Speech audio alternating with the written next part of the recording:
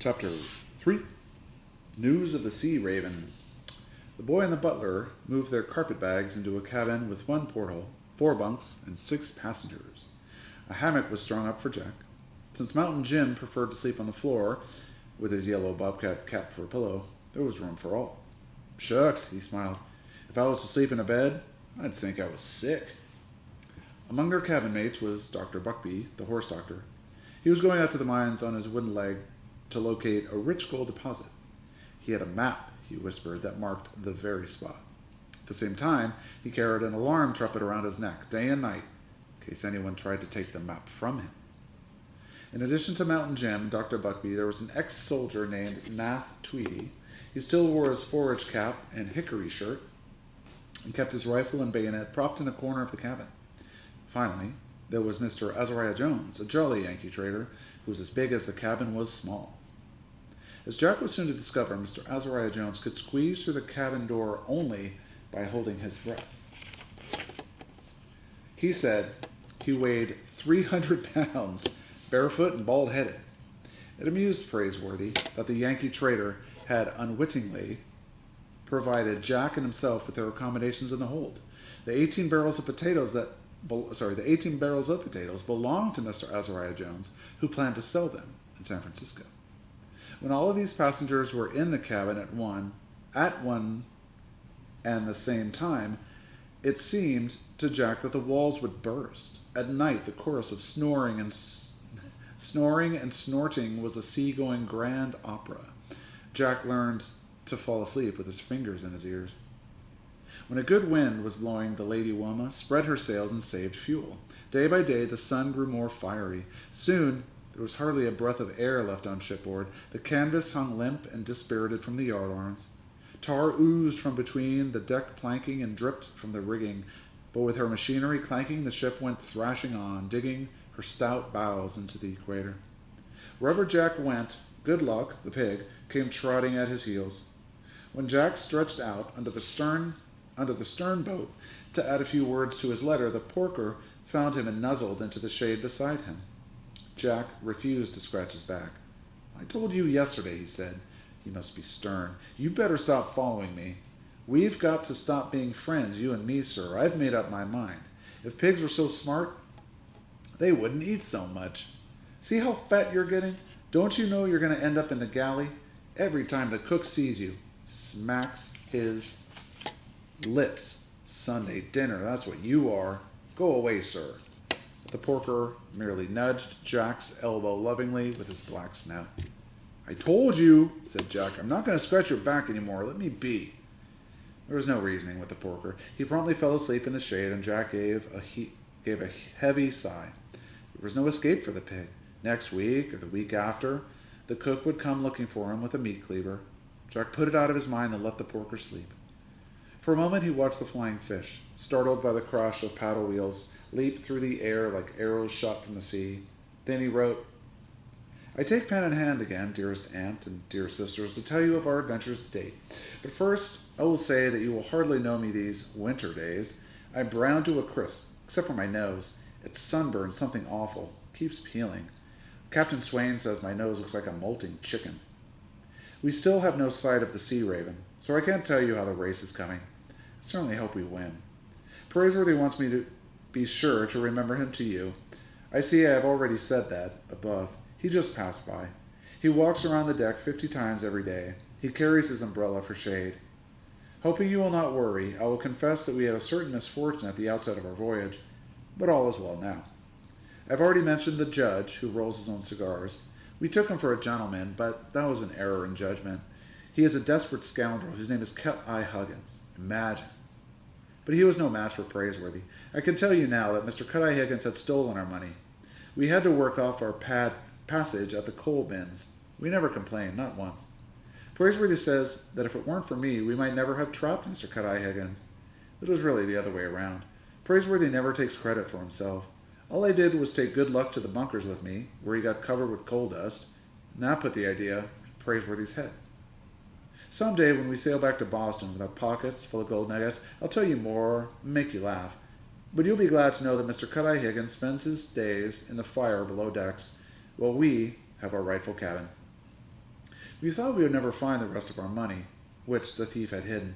Captain Swain helped us search the cabin, lighting up one of Mr. Cut-Eye-Higgins' homemade cigars. We looked everywhere, and we wouldn't have found the money at all if Captain Swain hadn't begun to choke on the cigar. There, rolled up inside, were our Boston banknotes. I will mail this letter at our first port of call, Rio de Janeiro. Imagine that. Your devoted runaways are seeing the world. I must stop now, as I just heard someone call, "Ship ahoy!" Maybe it's the Sea Raven. When Jack looked up, the captain was standing on the paddle box, squinting at the distant ship through his brass long glass. "Blast!" he scowled. "She's not the Sea Raven, mate. She's a square rigger. Be calm, no doubt. There's not enough breeze in these latitudes to snuff out a candle." It was almost 2 hours before the two ships came within hailing distance. Praiseworthy finished his 50 laps around deck, and Jack locked good luck in his pen. But 10 minutes later, the porker was at Jack's heels again. Captain Swain got out his silver speaking tube and shot it across the water. With all her sails hanging like great curtains, the square rigger seemed to Jack like some giant of the seas. "Ahoy! Ahoy!" answered the master of the square rigger through his silver speaking tube.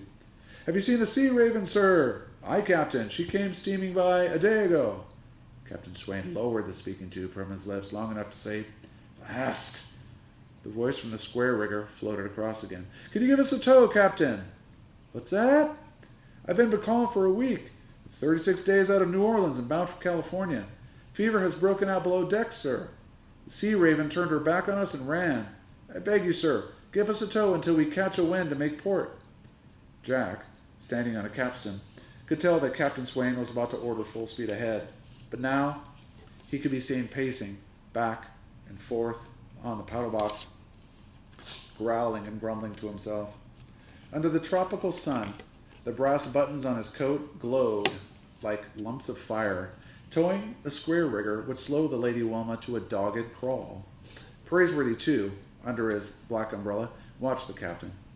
Every gold seeker aboard seemed to be holding his breath, waiting for Captain Swain to make his decision.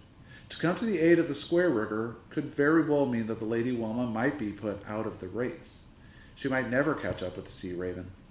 Captain Swain rubbed his plump nose. He cocked an eye at the sailing ship with her canvas hanging dead from the yards. Then he raised the speaking tube to his lips and shouted, "Glad to help, sir. We'll throw you a hawser."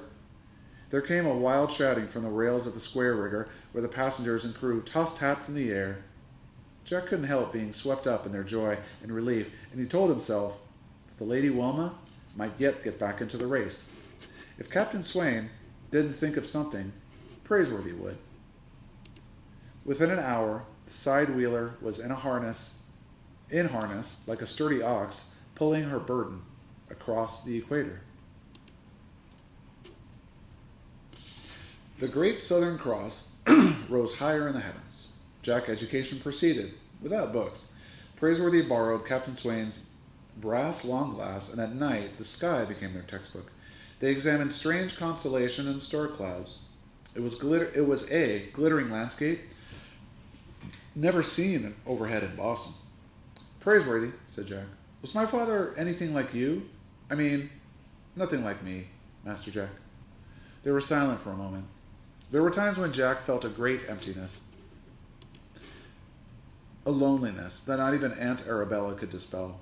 Even if they should find no gold in California, he was glad to be traveling with Praiseworthy, to be sharing adventures and even misfortunes. "Were you always a butler?" he asked. "Always." Jack brushed the hair out of his eyes. "I mean, if you weren't a butler, you wouldn't have to call me Master Jack, as if we were at home. We're partners.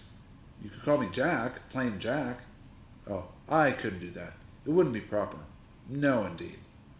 "I'd like it just fine." "We mustn't forget my position, Master Jack. But if we strike it rich, you wouldn't have to be a butler anymore." "Oh, I shouldn't like to be anything but a butler. Not for a moment. I was born to my calling, like my father before me and his father before him. It will please me to go on serving your Aunt Arabella. Look there, Master Jack. I believe that's a constellation of the whale. A fine sight, isn't it?"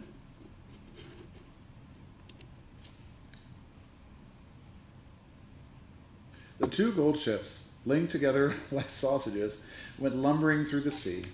On the fifth day, a puff of wind began to tug at the square rigger's jibs, and then, one after the other, the topsails, the royals, and the mainsails swelled out like great white clouds. By grabs, she's caught a wind, roared Captain Swain, leaning out of the pilot-house window.